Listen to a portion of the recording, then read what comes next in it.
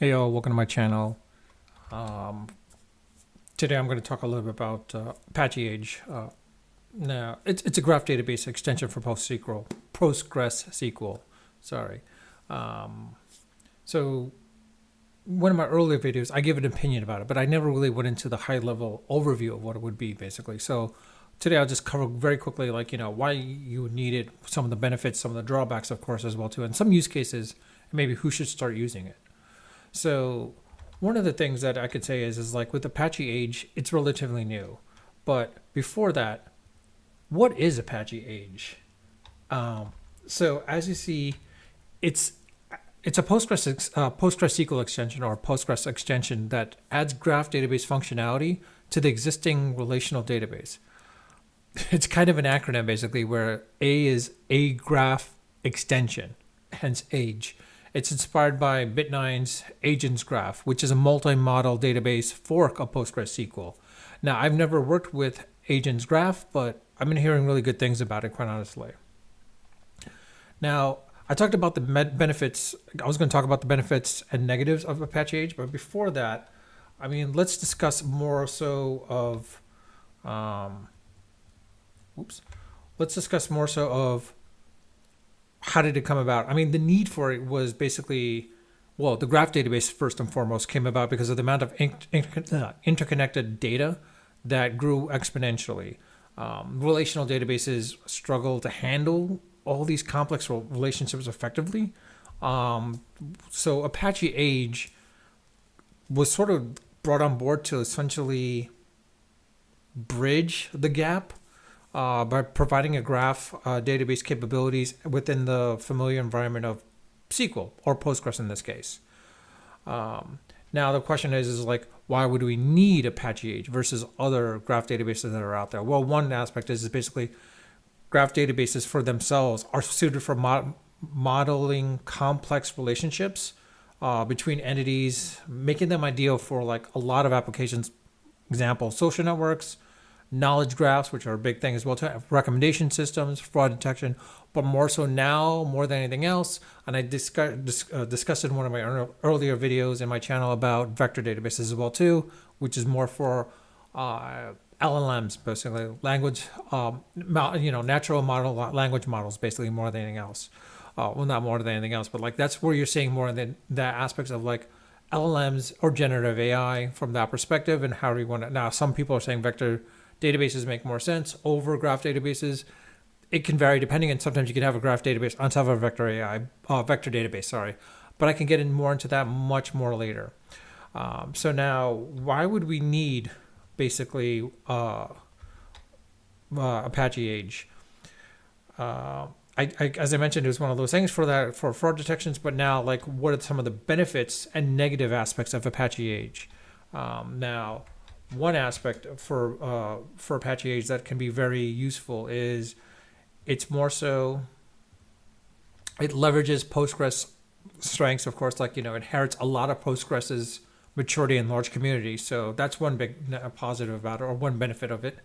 Another benefit is, of course, like it has a seamless integration with Postgres, and it allows users to basically query on a relational level, but also on a graph data level as well too, where those who are familiar with Cypher.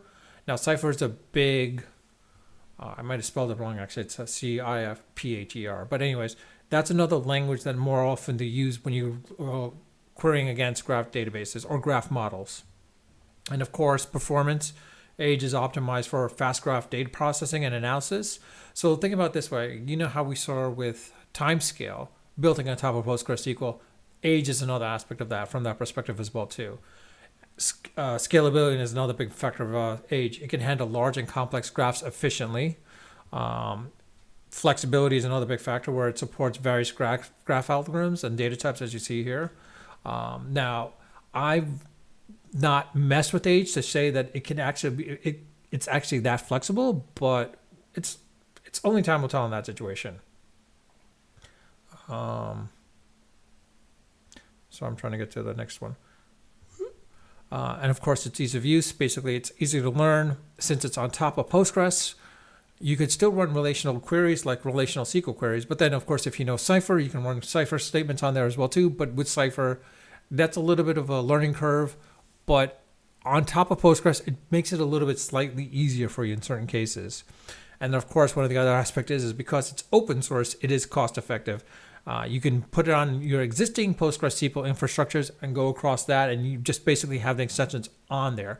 Now, Age is not available for those that are using managed Postgres environments, meaning when I'm saying managed, like, cloud-hosted managed databases where Postgres environments like on GCP or Azure or AWS, like AWS RDS or GCP Postgres or GCP PG or Azure Database for Postgres. Those extensions are not available yet. They might be soon enough, hopefully they'll be soon available. And of course, what are the other benefits of with Age, Apache Age, that for that matter is, it's got a large active community. It's a top-level project in the Apache project world. And it's got a lot of active users, and the community is pretty large, put it that way.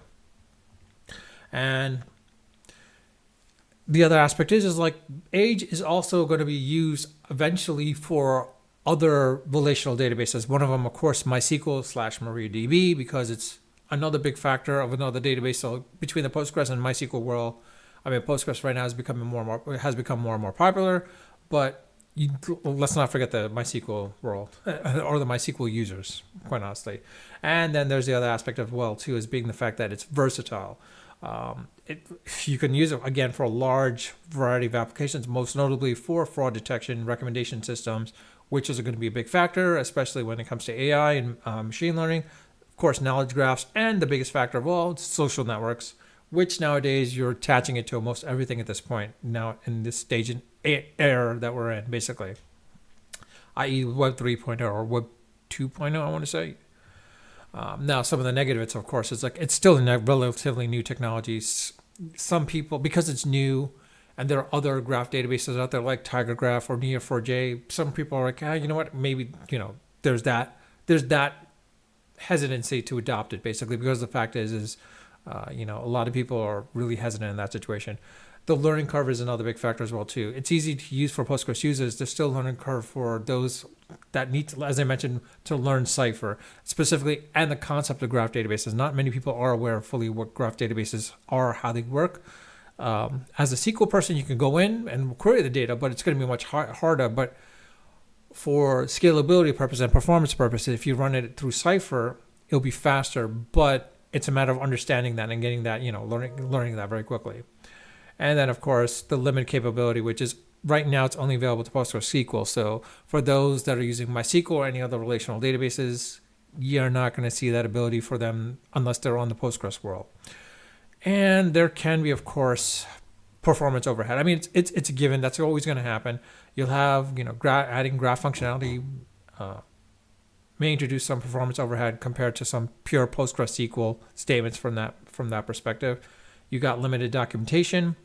Age is still under development. The documentation for it is still under development. It's still being worked out. Some people are, even though it's got a large community, sometimes you can have, some stuff that are missing, basically. Some functionalities that are not well documented, unless you go onto the community and start querying them out there. And that was a pun intended, by the way. Lack of commercial support as well is another factor, because the fact is, it's an open source project. Unless there's someone out there like the Databricks, like the timescales, like the data stacks or Mongos out there, where they have let it be open source, and then they handle the support, or Red Hats for that matter, even though Red Hat is no longer doing in that situation. But where you'd have the commercial support to support an open source project of this nature and just work with it, that's one of the big things I think people will see. Then, of course, even though it's an active community, it's still small compared to other graph databases like Neo4j. Neo4j is by far the biggest one out there. If you are familiar with Neo4j, then this plays a big factor. It helps out in the long term, where you can, your learning curve is drastically reduced as a result. But at the same time, you're not familiar with all the functionalities that Neo4j has that Postgres with Apache Age has at that point. And this one is a question of as I mentioned earlier, if you're not familiar with Cypher, if you run SQL statements, your queries can be much more complex. But if you run it through Cypher and you understand Cypher, it'll be easier. But again, the learning curves come to play at that point as well. So that's a big factor. this is one thing that I would say is like the integration challenges itself. Uh, I've had issues connecting to it properly with proper clients. Uh, it's not straightforward and easy as you would think it would be, specifically when you're trying to write some cipher statements running through the Postgres extension, Postgres driver. It is a little bit cumbersome, put it that way. And then there's the potential for vendor lock-in as well too. If it becomes widely adopted, there may be a risk for a vendor lock-in. I mean, have I seen that happen in the past? No, but it's not uncommon, put it that way. Now, you might ask, what are some of the not drawbacks, but what are some of the use cases for Apache Age? So you're wondering like, okay, hey, Apache Age, I kind of mentioned it in some aspects of what it could be used for. One of them, of course, could be social networks, where it can model complex social interactions, enabling efficient analysis of user relationships and behavior. Another one is knowledge graphs, which I mentioned earlier as well too, where Age can store and query vast knowledge bases, enabling intelligent search and reasoning. Recommendation systems. Apache Age can analyze user preferences and item relationships to generate personalized recommendations. And there's, as I mentioned, I think I mentioned earlier as well too, fraud detection. Age can identify anomalous patterns and relationships to detect fraud activities. This one's a little tricky in the situation where, based on the patterns that you're coming in, you're going to have to use some, sort of machine learning or modeling to determine that. And this is where it comes into play by using graph. And like any machine learning that you do, graph databases were the natural progression towards it. And then, of course, vector database became the much larger aspects. And when I said vector databases or graph databases can be talk to vector databases, I meant vice versa. You could have vector databases on top of a graph database, basically. And then, of course, another big use case as well, too, is supply chain management. Age can track product movement and relationships to optimize your supply chains and prevent disruptions. Put it this way, it can be used in a aspect of blockchains or the ledger system that we're familiar with blockchains. This is one of those things where it plays a big factor, and you can actually use Apache Age graph databases with the blockchain to track all this stuff and like kind of see the relationships between the logistics of what you're trying to do at that point. Now, as far as who should start using Apache Age, anyone that's basically dealing with large amounts of interconnected data, like a need to perform complex graph queries, anyone that's basically using PostgreSQL, Apache Age is just an extension. It doesn't affect the existing Postgres environment or underlying engine or such. It's just more of a case of like just putting Age on top of like any other extension and just using it. It's like having, let's say, PostGIS on there. You're not using PostGIS, but it's there, and it doesn't hurt it basically, unless you need to use some graph data, use some graph database querying or graph modeling basically. And then, of course, if you're looking for open source, cost-effective solutions, this one is another one as well too. And then the last piece where you should start using it is if you're willing to invest into a new technology. Now, investing into a new technology plays a big factor as well too. And like, it's sometimes with new stuff that comes out there, it's hard to adopt newer technologies, more so because the fact is like a lot of people are sometimes afraid, put it that way. They can be afraid from a perspective of what they're trying to do. Now, Apache Age is definitely a promising graph database for, an extension for the Postgres world, where, it offers like, a graph database within the familiar environment of PostgreSQL. So for those in the Postgres world, it works really well to the point where, like, if you're familiar with Postgres, again, with all the other extensions that are out there, like PostGIS, like Timescale, etc., or CitusDB for that matter, this works well into that aspect that you can just use it from that perspective. Again, it's particularly suited for organizations that's dealing with large amounts of interconnected data that needs to perform a lot of complex graph queries. You're going to say, it's like, well, how often are you going to use graph queries? You'd be so very surprised nowadays, with especially the way data is becoming the new oil standard, and how we're seeing a lot of the data mesh or data fabric world more than anything else.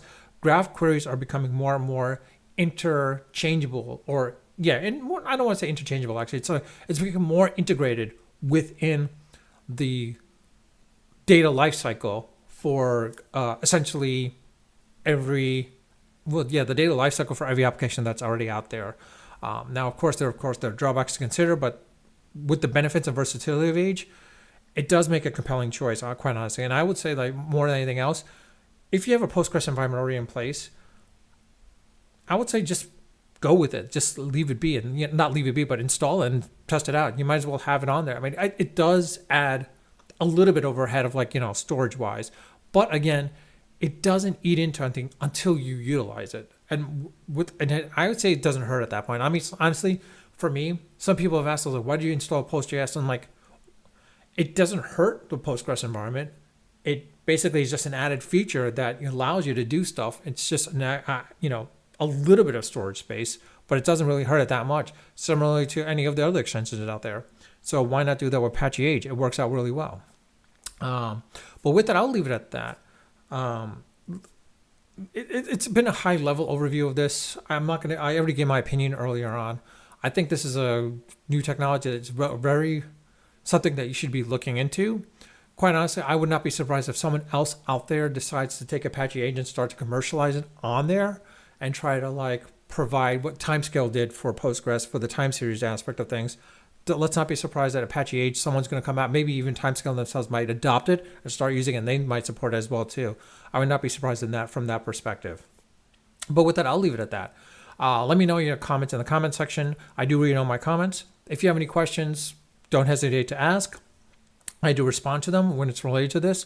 Also, by the way, if you want me to go a little bit more in depth, again, please leave it in the comment section. I'll probably be a little bit more in depth, or a little bit more thorough. Probably try to do I don't want to say a real world example, but I could possibly put in a real world example for you. But outside of that, I'll leave it at that. Again, if you like my video, like my channel, like my content, please subscribe if you haven't subscribed. And also with this video, please like or dislike. If I can tell if I should be focusing on this content, like more tech content, or more other content, like, if you see my channels, I talk about sports mostly as well too, and as well as talking live stuff about it.